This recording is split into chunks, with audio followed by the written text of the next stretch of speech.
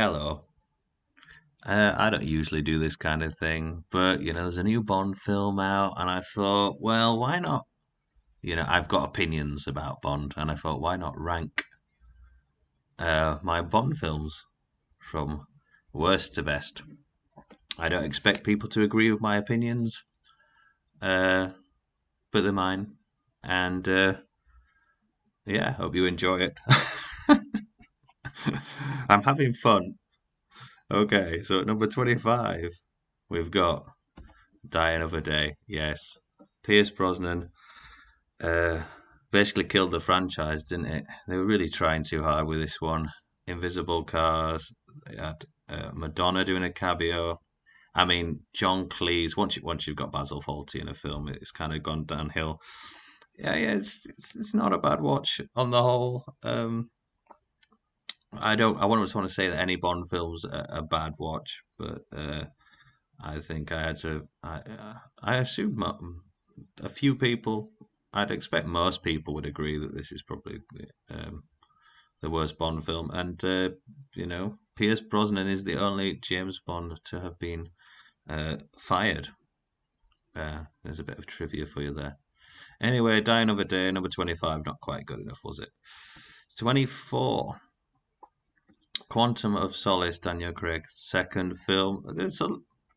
To be fair, there's a lot of good bits in it. It's not awful. I think it suffered coming straight after Casino Royale.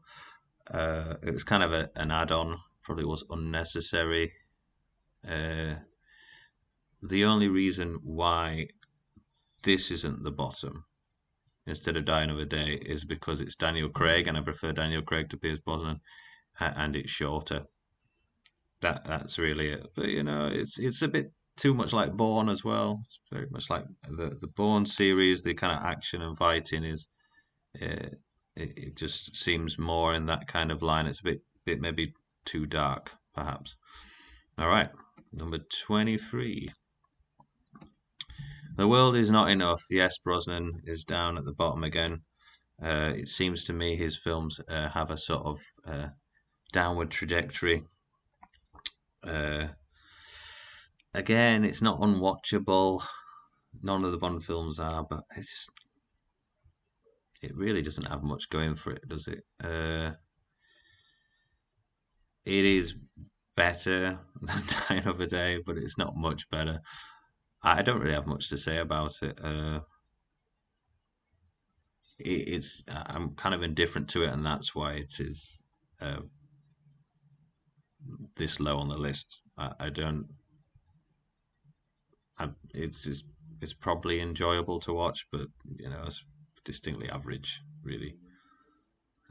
Also, I think that one of the issues with Brosnan, and it's not Brosnan, it's whoever wrote the script, is that he's sort of like cheeky like Roger Moore 1 minute, and then he's shooting a girl in the face the next minute, which makes him like sort of you just couldn't work out if he was supposed to be dark or chirpy, and it seemed like a real conflict of personalities there. So yeah, and also again we got John Cleese has appeared again. I mean, oh, you're just trying to kill it, aren't you? Nothing wrong with John Cleese, but you're scraping the barrel, aren't you? 22, Thunderball.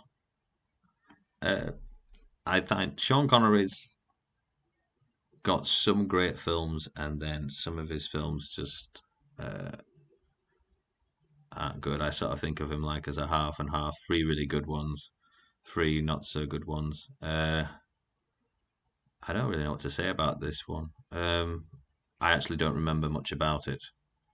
And you might go, well, Phil, if you don't remember much about it, maybe it should be like more at the bottom. But I think it's saving graces that I don't remember that much about it because it can't have been that bad. If it was as bad as that bad, I would remember and go, I will never watch this again. But actually, I just kind of recall being kind of like, hey, it's all right. But yeah, not one of those ones that makes me go, this is brilliant. The intro is pretty good though. Um, you don't expect James Bond sort of, he attends a funeral and this elderly woman who's the grieving widow. You don't expect Bond to sort of punch this person in the face, but then find out it's some commander or something, some bloke who's dressed up to protect his identity, and you know it's quite a good intro actually. So that you could say that it's got a good intro. 21 From Russia with Love. Now, this is Timothy Dalton's favourite Bond film. This. And I think it's his favourite book as well, and it is a good book. But I think the strength of the book is that the Smersh's assassin Grant, although I think it's Spectre in this. So the kind of Smersh was supposed to be kind of the Russian spy organization in the books, but it's Spectre in these films, and yeah, they sort of tell what's going on in the actors, the characters' heads in the book, and you don't get that in the film, which is, and it's pretty much to the book in that respect, but you don't really get the strength of the book is really what's kind of their backgrounds of the protagonists and all that kind of thing. You don't really get it. Again, it's not terrible. It's got a pretty good intro actually, where the assassin guy's chasing Bond around, and then he kills him, and then you go, "Oh, Bond's dead," but it's not. It's a guy with a mask on. Uh, yeah, it's just one of those ones. In the grand scheme of things, it's just not quite there. Number 20, another one of Connery's. This are basically like some of the bottom. They're in a nice cluster. Diamonds Are Forever. So as I said, there's three really good Connerys and three so-so Connerys, and this is another one that's sort of so-so. This is Sean Connery's comeback film, because George Lazenby came in to do Her Majesty's Secret Service, and then they got Connery back. And this isn't because George Lazenby was fired. He likes people to know that. Apparently, he just fell out with everybody when he did Her Majesty's Secret Service. It was the 60s, and he wanted long hair and he wanted a beard and that, and he went on his own little tour because he fell out with, because they said, no, you've got to look like Bond, you've got to cut your hair and cut your beard and wear a suit, and he didn't want to do that because he wanted to be part of the times of the 60s, swinging 60s, you see. And so he went on his own little promotional tour, but I think basically just kind of just didn't fancy it anymore. But he sort of says he wishes he'd done another one, and I think it would have been interesting to see Lazenby do this one. But not taking away anything from Connery. Connery does look a bit old in this, but it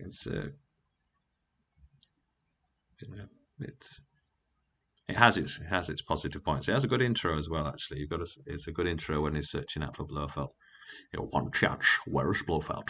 Yeah, so there's as I say, all these films are watchable, but not quite there. 19. Now, I'm going to get some stick for this now. It's the latest one, No Time to Die. Now I'm not going to do any spoilers. I'm going to keep this very brief. Basically, what I will say is, if I was to sum this film up in one word, it would be depressing. And I don't go to see Bond to be depressed. And that's basically why it's so low. Also, it's what can I say? It's just too long. I just don't know when to stop. They need to learn that. Whoever's making the next Bond films, they need to learn you don't need to do 2 hours and 45-minute films. It doesn't need to be that long. I just don't want to ruin its sales. You can still go watch it. It's not terrible, but it's not the best in Daniel Craig's setup. 18. Now, Octopussy, Roger Moore. Now, I'm going to get stick for this because you go, No Time to Die. You put Octopussy. Well, this this is, I have to say the worst of Roger Moore's. But Roger Moore, I think, on all was pretty consistent. His films are 3 to 4 stars if you want a 5 out of 5-star rating. They're all pretty good. They're all pretty watchable. It's got a good intro. There we are. See him on the flying the plane. Um, it's probably the most cheesy. They've got like a professional tennis player, and there's like jokes with his tennis racket, and he gets killed. And yeah, it's all a bit over the top. And the innuendos. It's just me and my dad watched this the other day, and we had to turn it off because we just like they're just unashamedly they're not even subtle, the innuendos, and it's packed full of innuendos, this one, and that's probably maybe I'm a prude, and just like and whenever he says one, he raises his eyebrow up and stuff. So yeah, it's just it's a fun. They're always fun, aren't they, Roger Moores? But yeah, this is the worst of them. 17. Another Brosnan. Tomorrow Never Dies. Now, this has the best Bond intro out of them all. It's a very good intro. Um, so that knocks it up. It's. I mean, the Brosnan films, they're just struggling for plots, aren't they? You don't really have the Cold War thing to work from. You've run out of Bond books to work from. Uh, so what do? You have a baddie who sells newspapers, and so his way to sell more newspapers is to create disasters because there's no news like bad news. And there you go. Isn't that enough to sort of say why it's not going to go well? I mean, as a bad guy, he's very good there. He's a good bad guy, and Terry Hatcher's in it, which is when she was sort of like quite big then, as like New Adventures of Superman and all that kind of thing. Again, action film. Watched Brosnan tallies up a good body count. See if you watch any of those YouTube videos where it talks about how many kills Bonds have made. I think it has Brosnan down as mass murderer. So yeah, and yeah, lovely touch is his remote control BMW car. I think that's a real treat as a gadget. So yeah, again, not bad, but nowhere near the best yet. 16, Spectre. No Time to Die. I thought it could be better than this one, but he didn't quite do it. This one is too long as well. It really should have ended, I think, when he blows up Blofeld's big, hideout. That would, and then when he finished kissing the girl and it zooms out or whatever, and the theme kicks in. But there's a lot in there. Like I say, it's Daniel Craig. Good films, good watchable films, but just too long. And so I think this is why this film suffers. I think it would have been one of the best. One of the. I think it still would have been the third best film out of Daniel Craig's five, but it would have been a better overall if they just were a bit more keen on editing a few things out. They could lose half an hour from here, just as they could with the other, with No Time to Die, and that's his weakness, in my opinion. 15, Moonraker. Again, I'll get stick for this. What? Moonraker, Spectre. Moonraker's ridiculous in space, and you've got Jaws getting a girlfriend and all that kind of thing. But all I can say is I actually just quite enjoy it. It's a fun film. Roger Moore, as I said, it says we deliver. Well, he does. Yeah, it's just it's just a good watch. That's Roger Moore films for you. Has everything that you'd expect in a Roger Moore film, and it's a fun film. I don't have much more to say about that. I mean, it is silly. It's silly. It's the cheesiest of the Roger Moore films, but I enjoy it. So that's why it's where it is. 14, Goldeneye. This is without doubt Pierce Brosnan's best, and it's pretty good. Some people would go, this should be much higher. This is much better than that. But yeah, as you said, as I have a bias against Pierce Brosnan, this one actually was offered to Timothy Dalton, and I kind of wish that Timothy Dalton had gone. Yes, I will do that one. That would have been good, I think, if Dalton had done Goldeneye.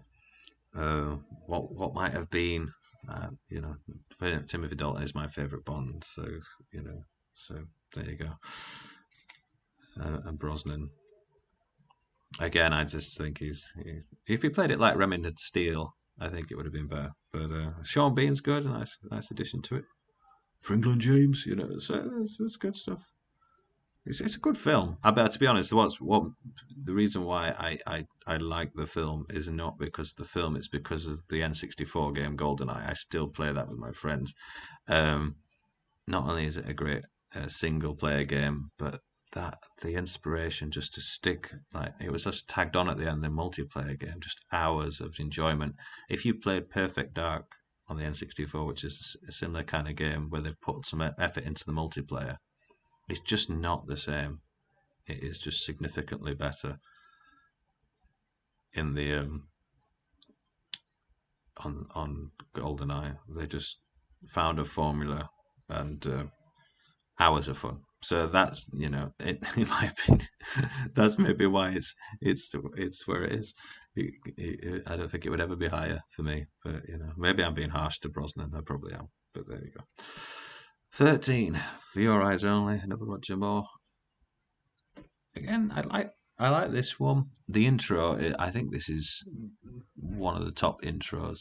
Is where he's at his wife's graveside, and he gets picked up in a helicopter, and then Blofeld is controlling the helicopter remote control car, with the joystick, not remote control car, with the helicopter, and it's good. It's just a typical Roger Moore Bond film.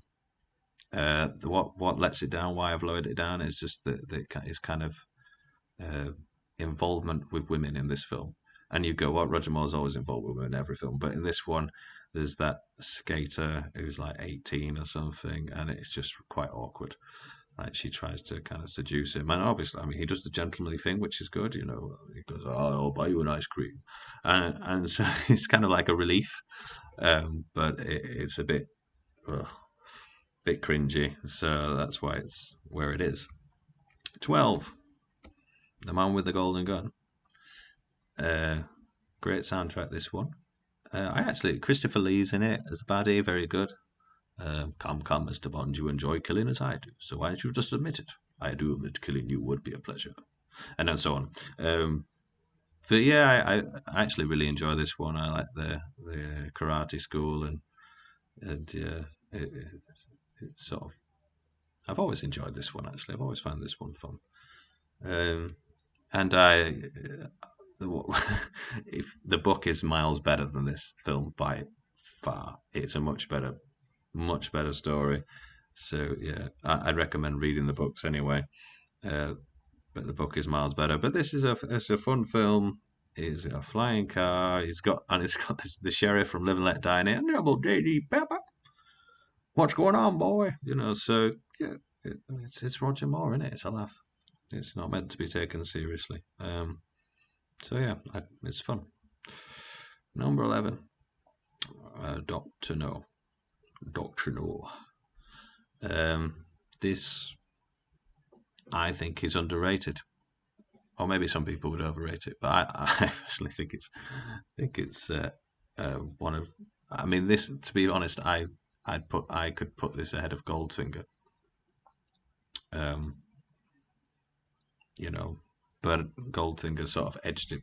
Um, but I think this is right, really to the book, as best you can, and I just think it's like he's a spy in this, isn't he? It's more simple, straightforward, but I like it.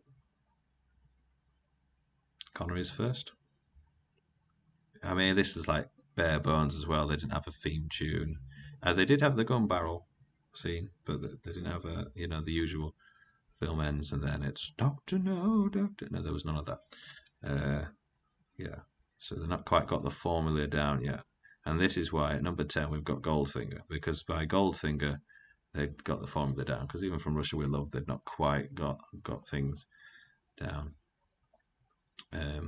the classic gun barrel scene, and then into that moment, and then it's shocking, positively shocking, and then you get Shirley Bassey, and then you got like the Goldfinger, the proper theme tune, and also you've got his car. This is where it's all the gadgets and everything. This is kind of where you get kind of the model, the James Bond model. You've got his DB5 car, and the gadgets are starting to happen. Number 9. Oh, and also, I should go back. And also, you get Odd Job. So this is the first time you get a kind of odd job, odd villain who kills people with hats. You start to get people like that, like Jaws later on. You start to get that kind of thing. So yeah, number 9, View to a Kill. This is sort of Roger Moore's return. It's his last film, but it's a return to form because Octopussy, as I said, was his worst, and this one I think is just kind of going back to a bit more of a formula for like the earlier films, like Live and Let Die, and it's simpler, best theme tune by far. Duran Duran, A View to a Kill. Christopher Walken as Zorin, bad guy, great bad guy. You've got also Grace Jones as Mayday. She just plays a great role in it. And you even have what's his face from Avengers in it, playing his butler, which is kind of fun. But yeah, it's just a much better. Just it's quite a good prep for when Timothy Dalton takes over because they're sort of heading into a more serious direction, and still you get yeah. So I think it's taken away a lot of the cheese, but it's still Roger Moore, Number 8, Live and Let Die, another Roger Moore one. This is his first one, so we've gone from last to first. To be fair, I could have View to a Kill or Live and Let Die in either spot. And actually, when we get to the later Roger Moore one, View to a Kill or Live and Let Die could be there as well because it's not much to choose between them. But yeah, this one is just it has the positives that View to a Kill had. Don't think there's much more to say about it really. It's got a good formula and obviously another great theme tune. Paul McCartney and Wings with Live and Let Die. Yeah, and you've got your eccentric characters, Mr. Big, and you've got Baron Samedi and that. But important note: this has got the worst theme tune. Not theme tune. That's wrong. Worst introduction ever. It's just a funeral. Nothing happens. Well, someone gets stabbed, but whose funeral is it? Yours, and that's it. And it's then it's sort of New York, and then New Orleans, and then it's Mozambique, isn't it? And someone gets bitten with a snake. And that's the intro. It's just I think it's the worst intro going. 7. Here we go, getting into the high number. Skyfall. Now, again, people will say, well, this is his best one. I get that. It certainly is a good one. It's very, very good film. I don't have much to say about this one. It's just a very good film. This is what happens when you get to the top ones. You don't have much to say because I obviously come across as a pessimistic person on this video. But yeah,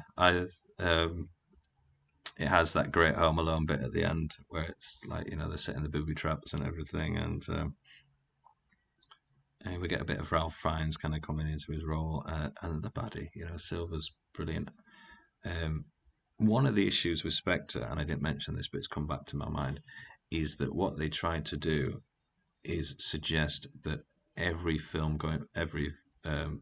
Craig film before it, Casino Royale, Quantum of Solace, and Skyfall, all had Blofeld behind it.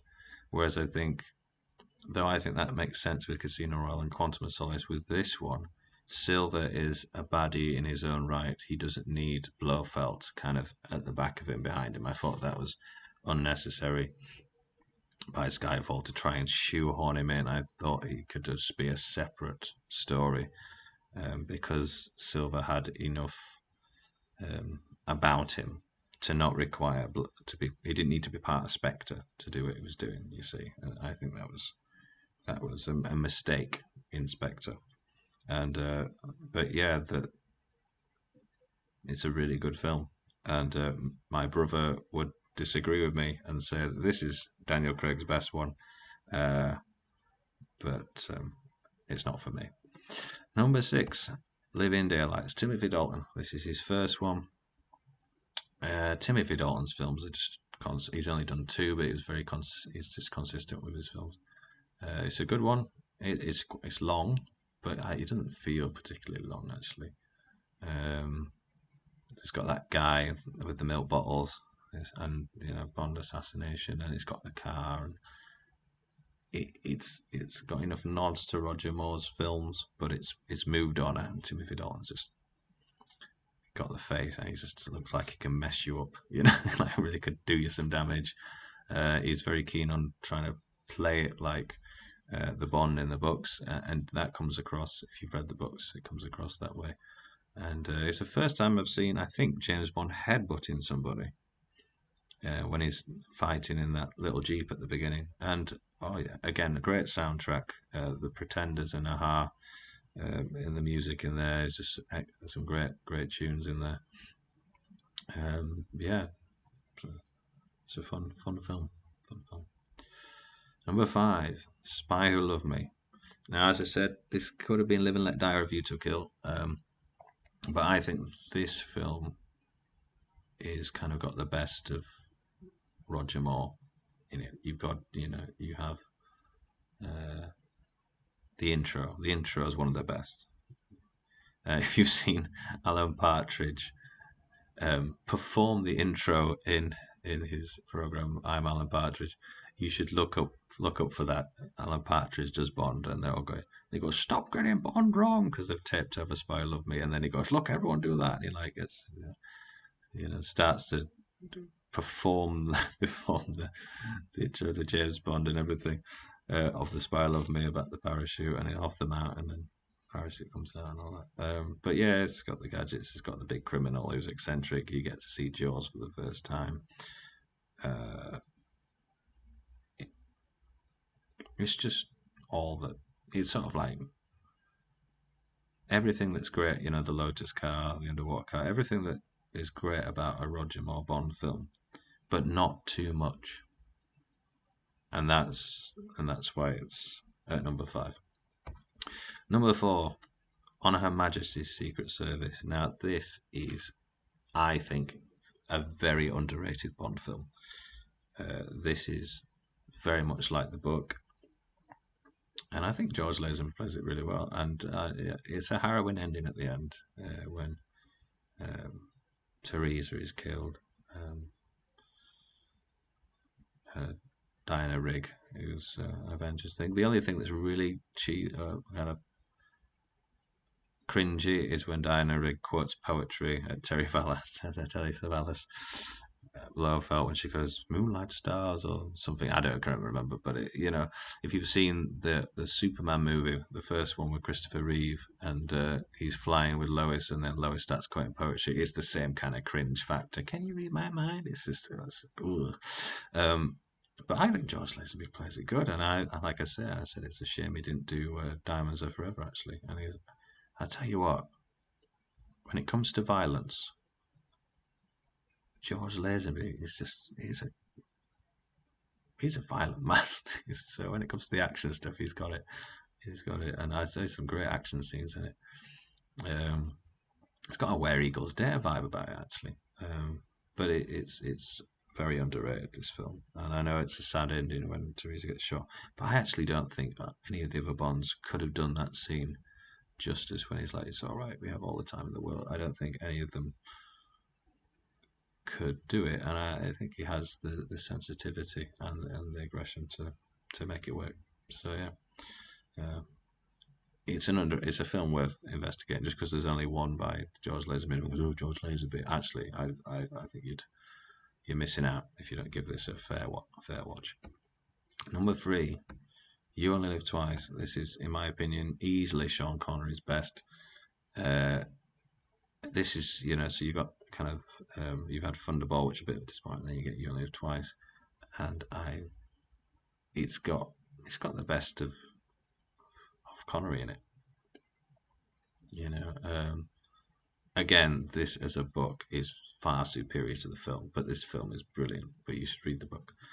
But his, having to immerse into Japanese culture, Little Nelly, the little helicopter, and then learning to be a ninja, and then and you've got Donald Pleasance as Blofeld, who's just the best at Blofeld. It's just brilliant, it's just Connery in it. But this to me is just a great watch. Number two, finally, we're almost there. Casino Royale. When I saw this at the pictures, I mean, after the travesty of Dying of a Day, I was like, wow, we've had a resurrection here. Bond lives, and it was, the black and white start in the intro, and what a kind of great way of doing the gun barrel scene, where it's like, the bathroom, and on the turn when the guy wakes up, he shoots, and then the blood trickles down. I was like, it's brilliant, and it's very much like the book. It's being brought up to date and things, but how they managed to create the tension of a poker game. I mean, you don't expect. I mean, it's Baccarat in the book, I think, but why would you just? It's not something you'd expect would have that kind of effect. But it was just a great. You even get him to be an Ursula Andress coming out of the sea. I mean, that's different, isn't it? But yeah, and I think there's something about it which is like going, this is kind of it's unrealistic, but realistic in the sense of how difficult it is to kill somebody. Not that I have experience of that, but it's sort of like in other films, Bond, it's just sort of, it doesn't get injured or anything, and it makes it look easy. And whereas this, it's like it made you feel it, did it kind of, and also when he gets tortured, that's in the book. You see in the books, Bond tends to get captured and tortured, and to me, it was like, oh wow, great, kind of, getting right into the boat. And Daniel Craig just a phenomenal actor and plays it very well.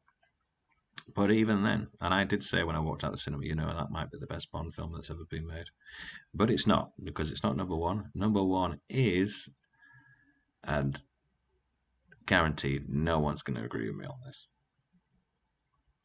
but if I was to be asked, what film would you want, if you're going, well, we can watch any Bond film, which would it be? It would always be this one, License to Kill. What is brilliant about this film is it has taken the best bits from the book of Live and Let Die. You get Felix Leiter being fed to a shark. Now you might go, oh, Philip, that's very grim. But Bond going rogue is just brilliant. Timothy Dalton is the Bond to do it. I mean, Daniel Craig could do it, but Timothy Dalton, he's just such a good actor. And again, he's playing it like the book. He's playing Bond like the books, and he's just got that violence in his face. That's what they said about when they wanted him to do the job. He has that look at him. Oh, he's just going to and it's just brilliant. I help people with problems. Problems are more of a problem eliminator. It's just I get someone might just say it's an action film, but it's my favorite Bond film by a mile. And Pam Bouvier, Carrie Lowell, who plays is psychic. She's got a shotgun, and she's a pilot, and the baddies are horrible, and yeah, and the trucks bit's great, and yeah, he's just, the intro's phenomenal as well. I just really like it. It's a great film. It's a great film, and that's why it's number one. And don't have much more to say than that, but just to sort of go, enjoy Bond, but License to Kill is the one for me. So yeah, thanks for watching. I'm sure you'll comment and have a go at me. But just remember, it's only my opinion. See you later. I won't be doing this again. You'll never see a video from me ever again. I think. Bye.